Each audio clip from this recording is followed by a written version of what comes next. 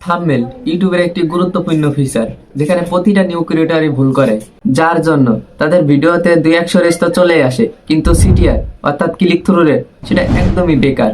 একটা থাম্বনেলই পারে একটা নতুন আইডিতে মিলিয়ন্স ভিউ আনতে। তুমি হয়তো ভাবতে পারো যে তোর ভিডিওতেও তো ভিউ নাই, তুই কি জ্ঞান দিবি। যারা যারা এটা ভাবো, কোনো প্রবলেম নাই, তারা এখানে ভিডিও স্কিপ করে যাইতে পারো। তো এখন আসি মেন কথায়। তোমরা দেখে থাকবে তোমাদের একই ক্যাটাগরির যারা বড় ইউটিউবার আছে তাদের থাম্বনেল যতটা অ্যাট্রাকটিভ মনে হয়, তোমরা হাজার চেষ্টা করলেও তোমাদের থাম্বনেল তাদের মতো অত অ্যাট্রাকটিভ মনে হয় না। এটা কেন জানো? এটা জানো না, জানলে তোমাদের ভিডিওতেও তাদের মতো ভিউ আসতো।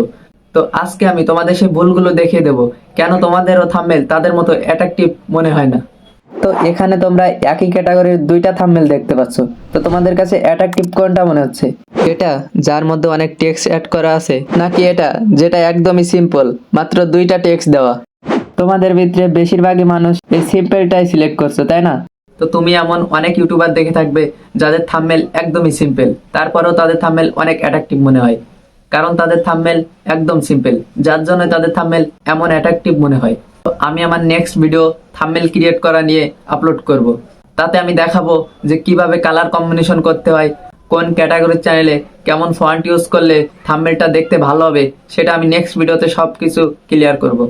এবং সিম্পল থাম্বনেল তৈরি করলে সেটা অনেক অ্যাট্রাকটিভ কিভাবে হবে সেটা আমি নেক্সট ভিডিওতে থাম্বনেল ক্রিয়েট করে দেখাবো এবং সেটা বুঝিয়ে দেব। তো আজকের মতো এ পর্যন্তই। সবাই চ্যানেলটি অবশ্যই সাবস্ক্রাইব করে রাখবেন আর ভিডিওটা অবশ্যই লাইক করবেন। তো আল্লাহ হাফেজ।